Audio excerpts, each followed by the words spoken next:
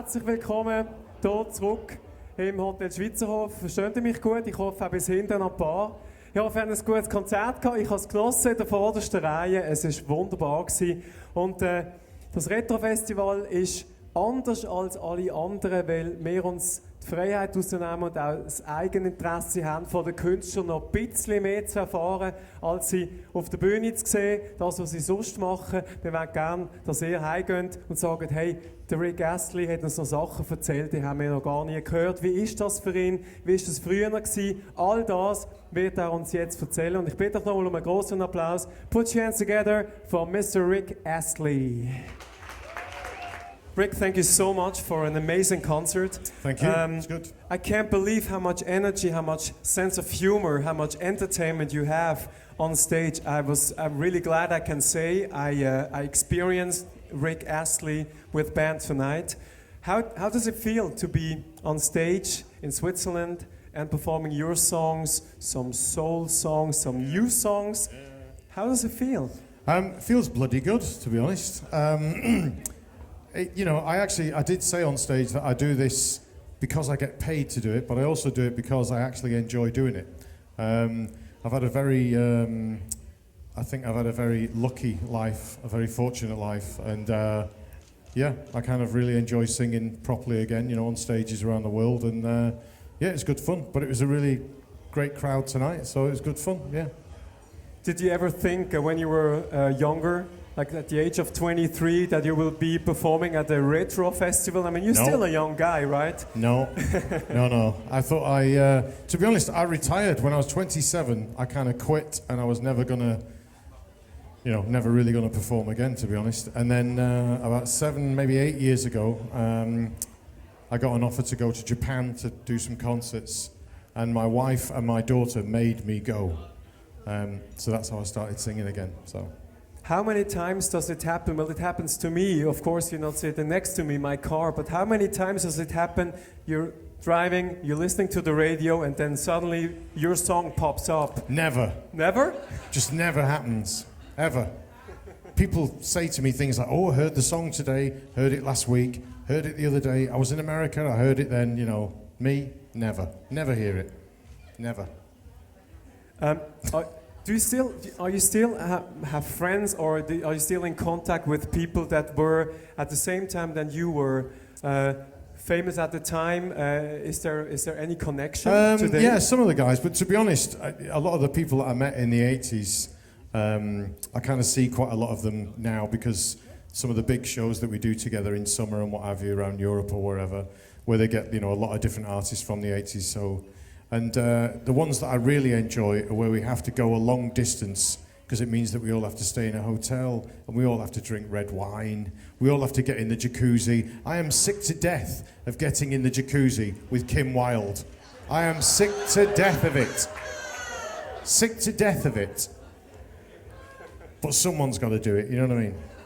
Well, how can you describe that there was a sudden revival? Do you think the time when you released your songs, that there was such a certain magic in writing songs, producing songs? I mean, you're part of a huge industry, and your producer, Stock Aitken Waterman, they produced a hell of a lot of hits. Yeah. How did they discover you, or you them?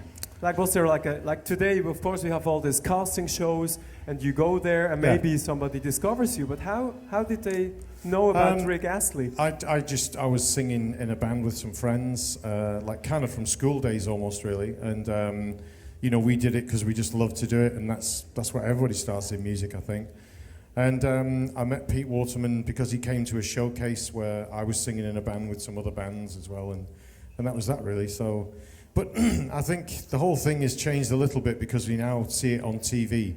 You've got the X Factor and whatever it is on TV. But I don't think it's that different. I just think they televise it now. I think the process is kind of the same. Do you know what I mean? Where they'd actually audition people and get people to sing songs and see what they could do, so. Would you nowadays go to shows like this to hope that they discover a great singer like you are? If I was 15, maybe. But to be honest, I think the world is a lot harder today than it was when I had my hits. I think the music business is a hell of a lot harder.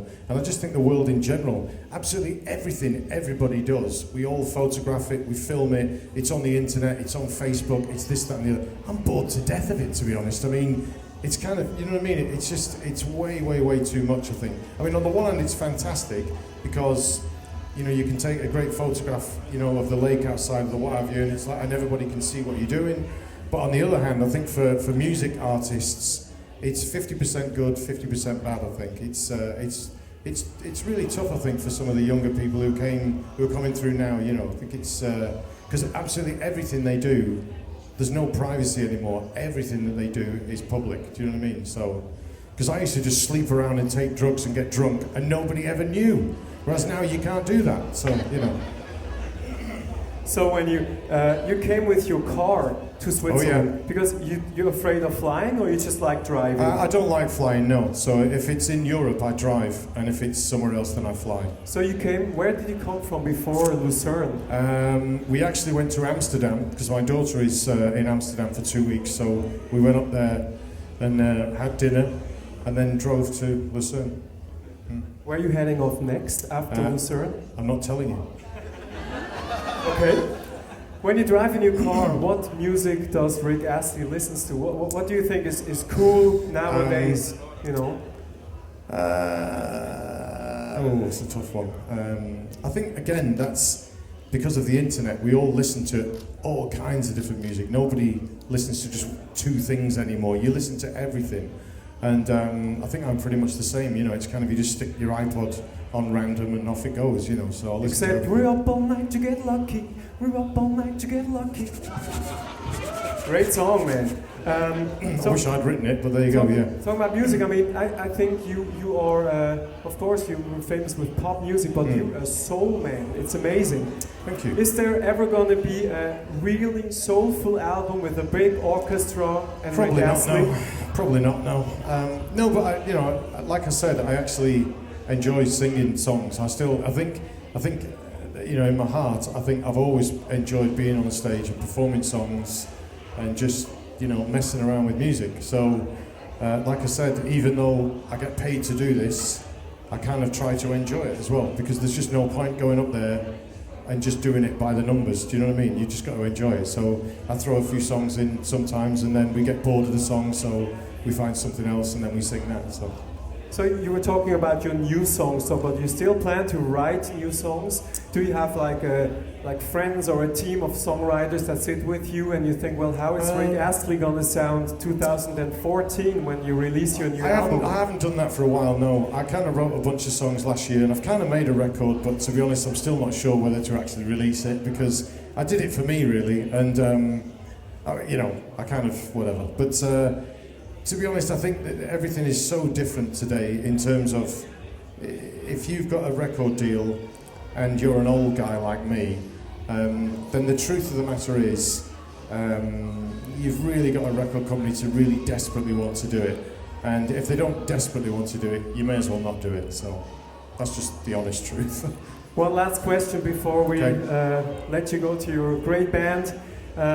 What was the most exciting experience that you just pops up in your mind when you say, in my musical career, that was the best and emotional moment I had? What was that? It was the first time I got in the jacuzzi with Kim Wilde.